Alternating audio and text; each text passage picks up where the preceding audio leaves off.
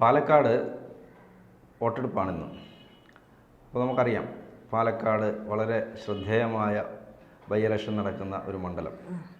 ആദ്യത്തെ ബൈ ഇലക്ഷനാണ് പാലക്കാട് മണ്ഡലം രൂപീകരിച്ചതിന് ശേഷം. വളരെ കാലം അവിടെ കോൺഗ്രസിൻ്റെ മണ്ഡലമായിരുന്നു. സി പി എമ്മും കോൺഗ്രസും മാറി ആ തുടക്കകാലത്ത് CPM ജയിച്ചിട്ടുണ്ട്. പിന്നീട് കോൺഗ്രസ്സിലൊരു CM സുന്ദരം, എൻ്റെയൊക്കെ ചെറിയ ഈ പ്രായത്തിൽ ഞാൻ കേട്ടിട്ടുള്ള ഒരു പേരാണ് CM സുന്ദരം. ഈ പേരൊരു ക്യാച്ചിങ് ആയതുകൊണ്ട് നമുക്ക് പെട്ടെന്ന് ആ CM സുന്ദരം, അദ്ദേഹം 5 തവണയെങ്ങാണ്ട് ജയിച്ചിട്ടുണ്ടെന്ന് എനിക്ക് തോന്നുന്നത്. നിരന്തരം ജയിക്കുന്ന ഒരാളായിരുന്നു. അതിനുശേഷമാണ് പിന്നെ വീണ്ടും TK നൗഷാദ് വരുന്നു. പിന്നെ ഷാഫി പറമ്പിൽ കോൺഗ്രസിൻ്റെ മണ്ഡലമായി അവിടെ ആ മണ്ഡലത്തെ കുത്തകയാക്കി വയ്ക്കുന്നു. അങ്ങനെയാണ് ഇപ്പോൾ ഇലക്ഷൻ നടക്കുന്നത്. യഥാർത്ഥത്തിൽ ഷാഫി പറമ്പിൽ വടകരയിലേക്ക് പോയി കോൺഗ്രസ് വരുത്തി വെച്ച ഒരു ബൈ ഇലക്ഷൻ എന്ന് വേണമെങ്കിൽ നമുക്ക് പറയാം. എന്തായാലും വളരെ ഇഞ്ചോടിഞ്ച് പോരാട്ടം എന്നൊക്കെ പറയുന്ന തരത്തിലുള്ള ഒരു മത്സരമാണ് അവിടെ നടന്നത്. ഇപ്പോൾ നമുക്ക് നോക്കുമ്പോൾ ഇത് നമ്മളിപ്പോൾ ഈ സംസാരിക്കുന്ന സമയത്ത് 34.61% പോളിംഗ് അവിടെ നടന്നിട്ടുണ്ട്. ഇനി പോളിംഗ് ശതമാനം കൂടാൻ തന്നെയാണ് സാധ്യത. അപ്പോൾ എന്താണ് പാലക്കാട്, ഒറ്റ ചോദ്യം ചോദിച്ചാൽ ആര് ജയിക്കും? എന്തുകൊണ്ട് ആ സ്ഥാനാർത്ഥി ജയിക്കും? സത്യം പറഞ്ഞാൽ ഇന്നലെ വരെ ഉള്ള ഒരു ഇത് വെച്ച് നോക്കിയിരുന്നെങ്കിൽ പെട്ടെന്ന് പറയാം, നമുക്ക് രാഹുൽ എന്നുള്ളൊരു ഇത് തന്നെ എന്ന് പറയാമായിരുന്നു. പക്ഷെ ഇന്നത്തെ കാര്യം വെച്ച് നോക്കുമ്പം പ്രവചനിക്കാൻ പറ്റില്ല. എന്നിരുന്നാൽ കൂടി നേരിയ സാധ്യത എന്ന് പറയുമ്പം ഇപ്പോഴും രാഹുൽ മാങ്കൂട്ടത്തിൽ എന്ന് പറഞ്ഞ വ്യക്തിക്ക് തന്നെയാണ്. 2-3 കാര്യങ്ങൾ. ഒന്നാമത് നമ്മുടെ ഷാഫി പറമ്പലിൻ്റെ ഒരു മണ്ഡലം എന്നുള്ളൊരു ഇതുണ്ട്. കാരണം അത് എന്താ പറയുക, കുത്തകയാക്കി വെച്ചു എന്ന് മാത്രമല്ല, ഒരു ഷാഫി ഇഫക്റ്റ് ഉണ്ട് കേട്ടോ. ആൾക്കാർക്കെതിരെ, വോട്ടേഴ്സിനെതിരെ, ആൾക്കാർക്ക് എത്രയൊക്കെ നമ്മൾ എതിർ ഉള്ളവർ പറഞ്ഞു കഴിഞ്ഞാലും ഷാഫിയുടേതായ ഒരു വ്യക്തിപ്രഭാവം ഉണ്ട്. ഞാൻ അതിനിടയ്ക്കൂടെ പറയാം, ഈ വിനീത് ധ്യാൻ ശ്രീനിവാസൻ പാലക്കാട് ഷാഫിയുടെ മണ്ഡലത്തിൽ പോയൊരു വീഡിയോ ഉണ്ടായിരുന്നു. സാധാരണ ഒരു സിനിമാ താരം ചെല്ലുമ്പോൾ എല്ലാ ശ്രദ്ധയും അയാളിലേക്ക് പോവുകയാണ് ചെയ്യുന്നത്. അവിടെ പക്ഷേ ഷാഫി ആ കുട്ടികൾക്കിടയിൽ, അതായത് അവർക്ക് ഏറ്റവും രാഷ്ട്രീയ നേതാക്കന്മാരറിയാമല്ലോ, ചെന്ന് കഴിഞ്ഞാൽ അവർ ഇങ്ങനെ ഒരു പ്രഭാഷണം നടത്തി അപ്പോഴേ സ്ഥലം വിടും. ഇത് ആളുകൾ കേട്ടിരിക്കുന്നവർക്ക് ഇതൊന്നും മനസ്സിലാകത്തുമില്ല, അവർ ശ്രദ്ധിക്കാറുമില്ല. ഷാഫി അങ്ങനെയല്ല, ഇൻട്രാക്ട് ചെയ്യുന്നു, കുട്ടികളുടെ അടുത്ത് വളരെ കാര്യമായി ധ്യാൻ പറയുന്നതിനോടൊപ്പം കൗണ്ടർ അടിക്കുന്നു. അങ്ങനെ അപ്പം അത്രയും ജനഹൃദയങ്ങളിലുള്ള ഒരാളാണ് ഷാഫി. അത് നമ്മൾ പറയാതെ ഷാഫി ഇഫക്റ്റ് ആണ്. അപ്പോൾ ആ ഒരു ഷാഫി ഇഫക്റ്റ് എന്നുള്ള രീതിയിൽ തന്നെ ഷാഫി പ്രസന്റ് ചെയ്തുള്ള സ്ഥാനാർത്ഥിയാണെന്നുള്ള രീതിയിൽ രാഹുൽ മാങ്കൂട്ടത്തിന് മുൻതൂക്കം അവിടെ ഉണ്ട്. പക്ഷെ എന്നിരുന്നാൽ പോലും ഇപ്പോൾ ഒന്ന് പിന്നോട്ടടിക്കാനുള്ളൊരു സാധ്യത എന്ന് പറയുന്നത് സന്ദീപ് ഇഫക്റ്റ്. സാധാരണ സന്ദീപ് ഇഫക്റ്റ് എന്നൊക്കെ പറയുമ്പോൾ പോസിറ്റീവായിട്ട് പറയേണ്ടതാണ്. പക്ഷേ ഈ 2 ദിവസത്തെ കാര്യങ്ങൾ കുറച്ച് നോക്കി കഴിയുമ്പം ഈ സന്ദീപ് ഇഫക്റ്റ് അവിടെ നെഗറ്റീവായിട്ട് കോൺഗ്രസിനെ ബാധിക്കും എന്ന് കരുതി കോൺഗ്രസ് തോൽക്കും എന്നല്ല ഞാൻ ഉദ്ദേശിക്കുന്നത്. അറിയില്ല, പ്രവചനാതീതമാണ്. അതോടൊപ്പം തന്നെ തീർച്ചയായും രാഹുൽ മാങ്കൂട്ടത്തിൽ ശക്തമായ ഒരു എന്താ പറയുക തെരഞ്ഞെടുപ്പ് നേരിടാൻ പോകുന്നത്, അല്ലെങ്കിൽ എതിരാളി എന്ന് പറഞ്ഞത് കൃഷ്ണകുമാറിൽ നിന്ന് ആയിരിക്കും എന്ന് ഞാൻ വിശ്വസിക്കുന്നുണ്ട്.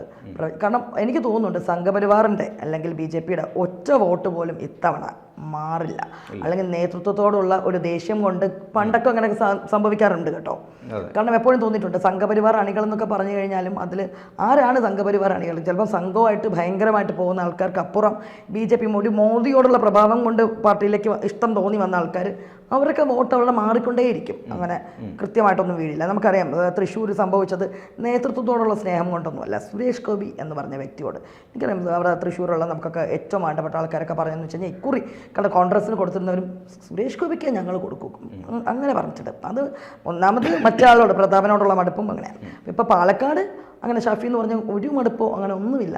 പക്ഷേ എന്നാൽ പോലും സംഘപരിവാർ വോട്ടുകൾ പോവില്ല എന്ന് പറയാനുള്ള കാര്യം എന്ന് വെച്ച് കഴിഞ്ഞാൽ ഈ സന്ദീപ് വാര്യർ എന്ന് പറഞ്ഞ ആളെ 2 ദിവസം അവിടെ കാട്ടിക്കൂട്ടിയിട്ടുള്ള ഈ കേരളീയ സമൂഹം കാണുകയാണ്. ആ കോപ്രായം കൊണ്ട് സന്ദീപ് ഇഫക്റ്റ് നെഗറ്റീവ് ഉൾട്ടയായിട്ട് ബാധിക്കാൻ പോകുന്നത് കോൺഗ്രസിനായിരിക്കും. അപ്പോൾ നല്ലൊരു ഇഞ്ചോടിഞ്ച് പോരാട്ടം അവിടെ ഉണ്ടാവാം. എന്നാൽ പോലും നേരിയ മുൻതൂക്കം ആർക്കാണെന്ന് തോന്നിക്കഴിഞ്ഞാൽ അത് രാഹുൽ മാങ്കൂട്ടത്തിൽ. കാരണം യൂത്ത്സിൻ്റെ ഇടയിൽ ഒരു രാഹുൽ എന്ന് പറഞ്ഞു കഴിഞ്ഞാലും അല്ലെങ്കിൽ ഷാഫി എന്ന് പറഞ്ഞു കഴിഞ്ഞാലും അതൊരു പ്രഭാവം ഉണ്ട് എന്നുള്ളത് വാസ്തവം തന്നെയാണ്.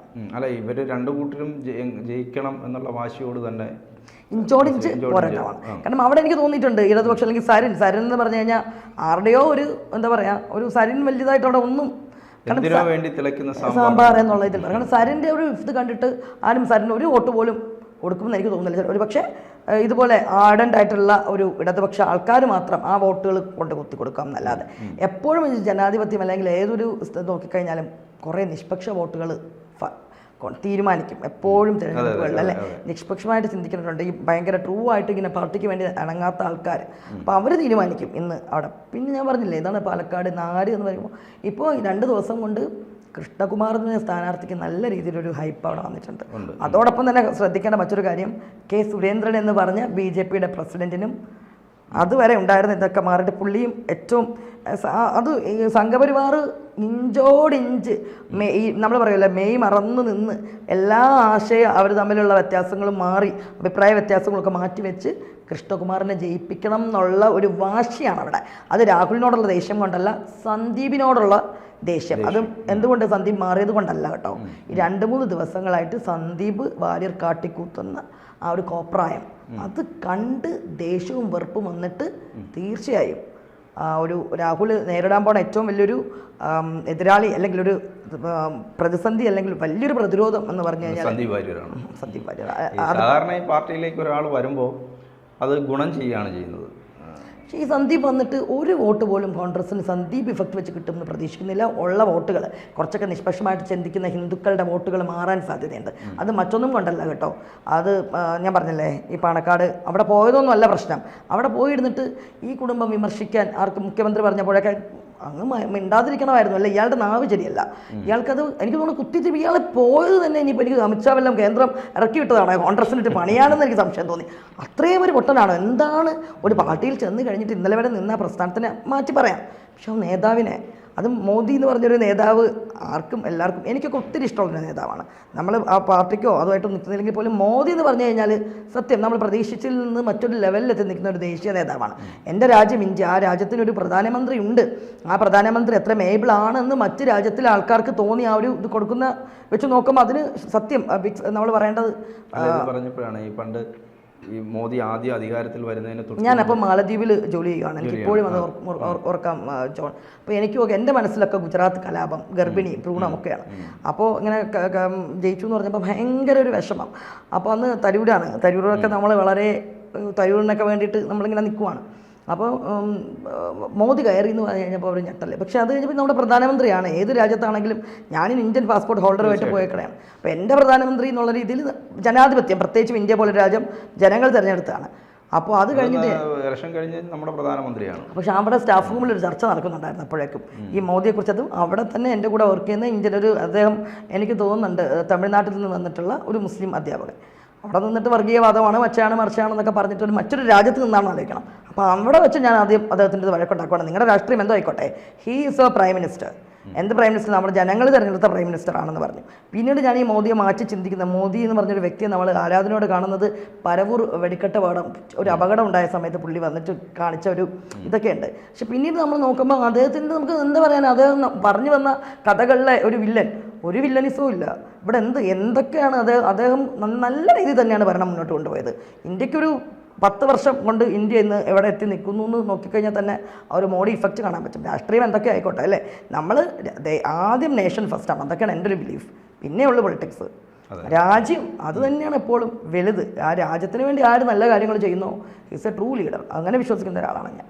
അപ്പോൾ അതുകൊണ്ട് തന്നെ സന്ദീപ് വാര്യർ അവിടെ അയാളുടെ ഏറ്റവും വലിയൊരു പാതകം എന്ന് പറഞ്ഞു കഴിഞ്ഞാൽ കയറി 2-ാം ദിവസം മോദിയെക്കുറിച്ച് ചോദിച്ചപ്പോൾ ഒക്കെ ഈസ് എ ഗുഡ് ലീഡർ എന്ന് പറഞ്ഞ് പോകാൻ മതിയായിരുന്നു കേട്ടോ. തീർച്ചയായും ഞാൻ വിശ്വസിക്കുമ്പം ഹീസ് എ ഗുഡ് ലീഡർ. അവിടെ എന്താ പറഞ്ഞത്? അവിടെയൊക്കെയാണ് വലിയ അതോടുകൂടി സന്ദീപ് വാര്യർ ഒരു പിഴവ് ആണെന്ന് മനസ്സിലായി എല്ലാവർക്കും. അല്ല, അയാളെന്ന് വെച്ചാൽ ഇപ്പൊ മനസ്സിലാവുന്നത്, ഇനി ഇയാൾ ഈ കോൺഗ്രസിനെ പ്രതിരോധത്തിലാക്കി ചാനൽ ചർച്ചകളിൽ ഇരുന്ന ആളാണല്ലോ. അയാളുടെ നാവ് തന്നെ ആയിരിക്കും ഇനി ഏത് ചർച്ചയിൽ പോയി കഴിഞ്ഞാലും ഇയാൾ കോൺഗ്രസിനെ പറഞ്ഞു വെച്ച് അയാൾ എങ്ങനെയാണ് ഇനി കോൺഗ്രസിന് വേണ്ടി അവിടെ ഇരുന്ന് വാദിക്കുക? ഇതെല്ലാം വീഡിയോ അവിടെ കിടക്കുമല്ലേ. ഇതെല്ലാം ഈ ഇയാൾ സൈബർ ഇടത്തിൽ പൊങ്ങി വന്ന ആളാണ്. ഇതേ സൈബർ ഇടം തന്നെ ഇയാളെ നോക്കിയോ കുഴിച്ചു മൂടുന്ന രീതിയാക്കും. കാരണം വെച്ച് കഴിഞ്ഞാൽ ഇനി അപ്രസക്തനാവും. നമ്മൾ പലരും കൂറുമാറി വന്ന് കണ്ടിട്ടുണ്ട്. പക്ഷെ ഇത്രയും ഒരു ഉളുപ്പില്ലായ്മയുടെ ഇവിടുത്തെ ഇദ്ദേഹത്തിൽ മാത്രമേ കണ്ടുള്ളൂ കേട്ടോ. അതുപോലെ പറയുന്നുണ്ട് പാണക്കാട് കുടുംബം വിമർശനത്തിന് അതീതമാണ്. ഈ ഇന്ത്യയിൽ ആരും വിമർശനത്തിന്, നരേന്ദ്രമോദി തൊട്ട് ആരും അല്ലെ, പ്രധാനമന്ത്രി തൊട്ട് ആരും ഇവിടെ വിമർശനത്തിന് അതീതമല്ല. ജനാധിപത്യം എന്ന് പറഞ്ഞാൽ അതാണ്. അല്ലെങ്കിൽ പിന്നെ നമുക്കിവിടെ രാജഭരണം തന്നെ പോലെ. നമ്മൾ ജനങ്ങളല്ല, ആര് മോശം എന്ന് കണ്ടു കഴിഞ്ഞാലും ഈ വിരൽ കൊണ്ട് കുത്തി ഇന്ന് അധികാരം അല്ലേ നമ്മൾ കാണിച്ചു കൊടുക്കും. പിന്നെ പാലക്കാട്ടത്തെ ജനങ്ങൾ പ്രബുദ്ധരാണ്. ഈ കളികളെല്ലാം അവരും കണ്ടിരിക്കുവാണ്. അപ്പോൾ കൃത്യമായിട്ടുള്ളവരെ അവർ തിരഞ്ഞെടുത്തോട്ടെ. ഇന്നത്തെ സരൺ എത്ര വോട്ട് പിടിക്കുമായിരിക്കും? ഒരു കഴിഞ്ഞ തവണ സ്ഥാനാർത്ഥി LDF സ്ഥാനാർത്ഥി പിടിച്ചതിനേക്കാൾ അധികം ഒന്നുമില്ല, അധികം ഒന്നുമില്ല. സരൺ ഒരിക്കലും ഇല്ല. സരണ് അവിടെ ഒരു സ്ഥാനാർത്ഥി നിൽക്കുന്നു എന്ന് പോലും ഒരു പ്രസക്തിയില്ല. ശരിക്കും പോരാട്ടം ഇന്നിപ്പോൾ നടക്കണം BJPയും UDFും തമ്മിലാണ്, പ്രത്യേകിച്ചും കൃഷ്ണകുമാറും രാഹുൽ മാങ്കൂട്ടത്തും തമ്മിലാണ്. സരൺ അവിടെ അപ്രസക്തനായി. പിന്നെ ഇന്നത്തോടുകൂടി സന്ദീപ് വാര്യർ. കൂടുതൽ വാർത്തകളും വിശേഷങ്ങളും നിങ്ങളിലേക്ക് എത്താൻ ABC മലയാളം സബ്സ്ക്രൈബ് ചെയ്യുക, ബെൽ ബട്ടണും അമർത്തുക.